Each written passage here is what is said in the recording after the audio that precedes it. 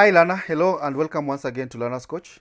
So today we are going to look at the essential email etiquette tips.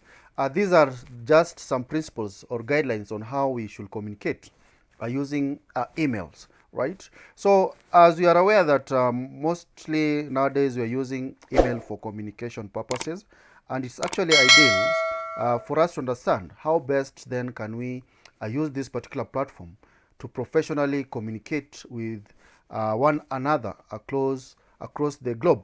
So, ideally, email etiquette can also be referred to as an etiquette. This is communication that often happen over a given network. So, when we refer to email an etiquette, that simply means that you're communicating over the network or internet for that matter. So it's very important that we understand actually the various principles that should guide us on how we need to communicate using email. So yes, of course, email has some kind of advantages that comes along with it. We don't really despise that. It offers a very quick way of communicating with one another. It's easier to write an email and maybe just click on send and it goes. It also saves us from the harsh environmental or climatic change. So people nowadays don't really cut trees and process paper. We do emails a lot, right? And in the long run, it can be seen as a very cheap option. So we have a lot of goodness that comes with emails. But on the other hand, it also poses some kind of challenges that we need to understand, right? Like it has really cut off the face-to-face communication. So nowadays you just uh, pull up your keyboard and then type and then send without really facing the your recipient. And of course, it's the procedure is almost robotic, right? So you just do some kind of procedures, you type, and then as a matter of fact, you click send. So it also becomes so impersonal, right? So there's no that personal touch with the person you're communicating with. This may end up to miscommunication, whereby someone will feel maybe that there's some kind of tonal variations, or rather, there's some you send an email with some kind of language that is not appropriate to the recipient, right? So this could pose some kind of miscommunication. So if you are there face to face, you could have really curbed this particular issue. And then also we can't depend on technology 100%. More often than not, technologies tend to fail. So maybe it can take time before the email arrives to at the destination. So these are some of the problems. I haven't even mentioned about the malicious programs that often hijack our email and maybe change the content, right? So there are a lot of issues when it comes to using email. And of course, we just want to concentrate on the various procedures on how we can use this particular email for communication. So how do we then improve our communication using email? So these are some of the helpful tips in summary. So you have to do some kind of spell and grammar check before you send your email. Very, very important. That those people who really don't like having those particular grammar errors. So you have to correct them. Of course, you need to address this particular email to a specific recipient, right? We are going to look at maybe how you can do some kind of BCC, of course CCC. It's very important to use formal way of writing these email, because you need to distinguish: are you communicating with your peers, are you communicating with your supervisor, with your lecturer? So you need to really distinguish when to use formal characters, or you want to use informal characters when you're writing. And of course, append a signature at the end of your email. It's very, very professional, right? So that it includes the essential information about your location, phone number, address, and so on. Then you have to go straight to the point. Be very specific on what you want the recipient to do and how it should be done, so that you don't waste a lot of time typing a lot of content without really being very specific. And of course, the attachments that you attach also should be relevant with with the email body. So don't attach irrelevant content that are not in line with what you are talking about. And of course, as a matter of fact, avoid slang and text writing, right? So you have to be cautious of who you are writing this email to, because those people don't understand maybe what we refer to as the text speak, right? So you have to be very, very keen when you're using these particular languages. And of course, try to summarize your email. Don't write a lot of or don't reintroduce different topics within an email, right? Just be very specific and kindly summarize your email so that at least everything can appear within one single screen, or rather page, right? So how do we then avoid misunderstandings, right? What we need to do is that remember that messages may be missed, that is given, they can be ignored, lost, or forgotten, right? So sometimes more can be accomplished in a telephone call rather than writing 100 emails. So kindly, to avoid misunderstanding, try to avoid also typing in all caps, right? It's not really a good picture, right? Also give credit to those who are deserving for it, right? Also you can quote them. Remember that you don't have complete confidentiality. Once you click send, then it is this goes online, and of course people can be able to tap into that email, as they can be able to view, especially the hackers can use the malwares, right, and so on. So of course, as you write, ensure that you don't really capture a very, very important or confidential information. So you have to use other additional tools like encryption and so on. So always reread before hitting send, right? Of course, this is going to help you avoid grammar errors, spelling errors, and so on. Be aware of who you place within the to field, right? Say we have separate fields. We have the to field, we have the BCC field, we have the CC field, and so on. So who are you sending this email, and who are you copying, and so on, right? So also avoid over using the reply to all, right? It's very, very important that when you are writing your email, it's who do you want exactly to get a copy of this particular email when you are responding. Do you want to copy everyone who is attached to that particular conversation, or you want to reply to the specific sender? So you have to be very, very careful when you're using the reply and the reply all, and of course when you're using the CC and the BCC, right? As I'd mentioned earlier, do not use email to discuss confidential information. Why? Nothing is private when you are using internet, right? And of course, do not divulge your username and password to others. Very, very, very important. So, well, what is BCC? Because this is often some terminologies that people don't know when or what they mean, and what and when to use them, for instance, right? So BCC here stands for blind copy carbon, and CC stands for carbon copy. Now, ideally, a carbon copied recipients will not be visible to anyone but the sender. A case scenario is whereby an interviewer wants to shortlist people for an interview. So if the interviewer doesn't want other people to know who else has been shortlisted, the best approach is to use what? The BCC. So it should not be used as a spying device, but only to protect the privacy of email addresses. So it's some kind of ethical perception anyway, right? When you come to CC, more than one addresses can be in this field separated by commas. Yeah, so usually used when others are referenced in the email, or for those who want included in that particular conversation. So this when you CC someone, people can always see who has been copied. So that is actually the difference between BCC and CC.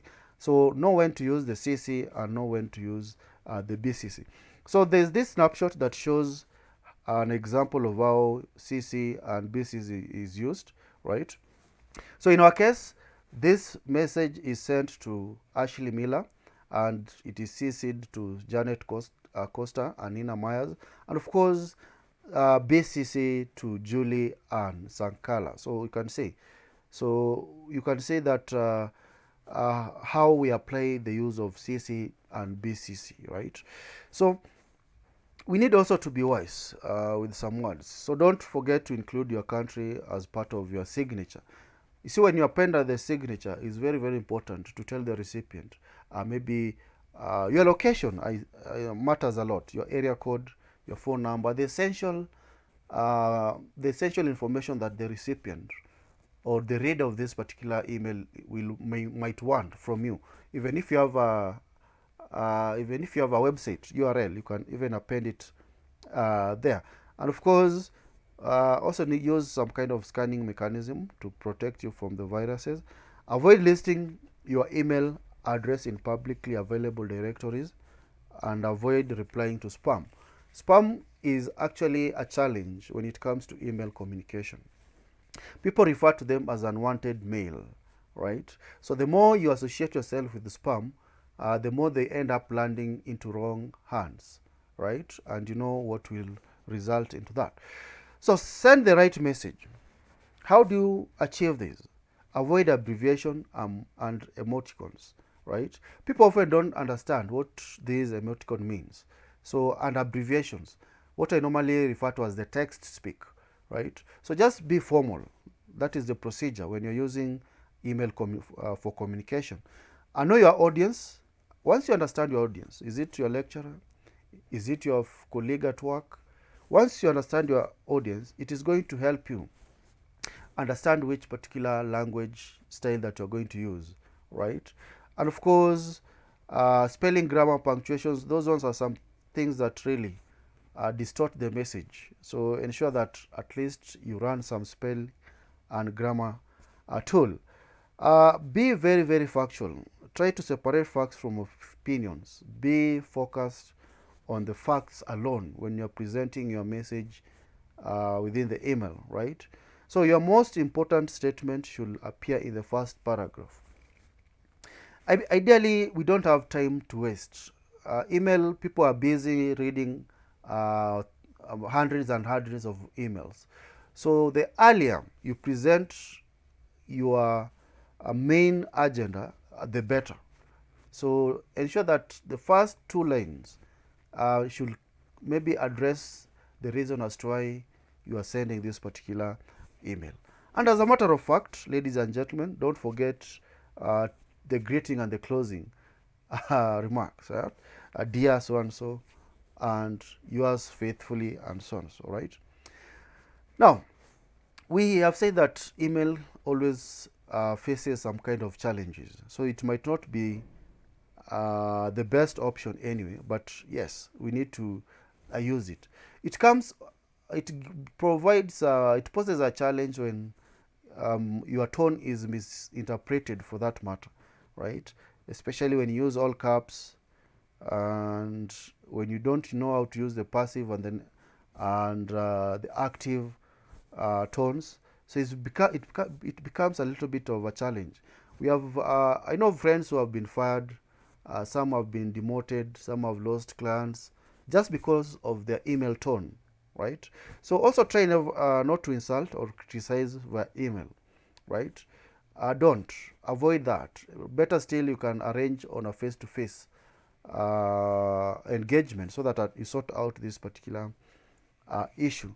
So also when you reply to an email, you must include the original email in your reply. It's very, very important for continuity of conversation, so that those people who are CC'd in the process or CC'd in the process get to understand how the conversation started, right? So emails must tone and body language, so they don't present the real emotions from people, right? So note that best impressions actually does provide lasting impressions. So don't overuse urgent, important, right, or high priority option, right? Consider the fact that sometimes this particular uh, email could land into someone's inbox, and they might not have time to read all of them. So when you overuse that, actually you are also ensuring that this particular recipient gets glued to the screen opening all these just to find that they are not as urgent as mentioned. So keep your language gender neutral, right? Try to avoid he or she, just be general. Do not forward chain letters. That's not really a very good practice. And of course, avoid sending or forwarding emails that have obscene remarks, that have some kind of racist remarks, and so on. Do not send viruses, especially when you are attaching, when you're using attachments, right? Scan your documents, ensure that they are free of viruses before you send them. Try to bullet and number your work as much as possible. It helps the reader capture very important details of your email. And of course, be responsive and not reactive, right? If you feel frustrated, maybe you're tired, you feel angry, take a walk, have a bite, relax, is when you start writing that particular email or responding to that particular email. Very important. Emails are permanent, they'll always be there. Even if you deleted it from your side, remember, people will always have that particular copy. So before you tap on that send button, ensure that at least you review what you are sending. If you must send an email response ASAP, have someone reread it. That is very important. Avoid attaching unnecessary files. And as I mentioned earlier, try to ensure that the attachment is linked to the message of the email, should be relevant. Be careful with your tone, very, very important. Remember, you are judged by your writing skills. So also ensure that you spice up your writing skills. No text writing, right? Very, very important. And as we progress with understanding this particular essential email etiquette, then we realize that email communication provides a very important platform in engaging with other stakeholders in terms of professionalism that we present. Of course, efficiency that comes with email communication. And when you do it right, it will always protect you from future liability. Maybe if someone is trying to engage you in other conversations that you are not part of. So it's important that you pull that particular email and use it as evidence. So there's an example of how to use passive and active tone in our voice in this particular situation, right? Like for example, if you want to use an active voice, you can say, "We will process your order today." That is a very active voice, right? It sounds even personal. On the other hand, you can use passive voice. "Your order will be processed today," right? So always endeavor to use the active voice of a verb wherever possible. We also have a problem when using punctuations. Yeah, emails without full stops or commas. Yeah, they are just like kind of spaghetti characters combined together, right? So it's very difficult to read them, and sometimes causes a lot of confusion in identifying actually the details within this particular email. So we need to do that. Separate also your content in paragraphs forms. Introduce the bullets, the numbers, and so on. Also, careless writing skills will demean your intelligence and integrity. So we gave an example of attending an interview. So if you don't have the correct writing skills, then chances are you could be qualified for the job, but it's your writing skills that will disqualify you, right? So we also have the unspoken expectations that often comes in handy when looking at the email etiquette. Try to reply this email as early or as fast as possible, particularly within 24 hours.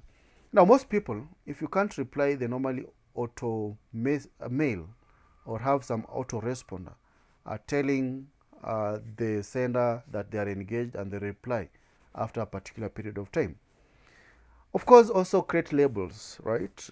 Labels within an email helps you separate or rather organize your emails into some given order, right? Also keep or identify important emails so that you can always give them some quick reference. And of course, use separate accounts for personal and business emails. Like for example, when you're using Gmail, it's a free service from Google. So I don't know why. You can always create two or three. But better still, you can even have one email address but separate them using the various signatures, right? Other unspoken expectations, do not forget to say please, thank you. Be catchers. Your email should not be longer than one screen. Don't broadcast email messages unnecessarily. And of course, remember that once you tap on that send, it's gone, right? And always know that whatever is sent or is posted online is never private after all. So ladies and gentlemen, that's just a quick overview of the various important email etiquette tips that you should actually factor in when you're doing some kind of email communication. I know we have cut or we have mentioned a lot of things, so I hope this particular information is going to be helpful, and should you find it that important, also feel free to share with the rest of your colleagues, your family, and even your supervisor. And most importantly, don't forget to subscribe. All right, thanks.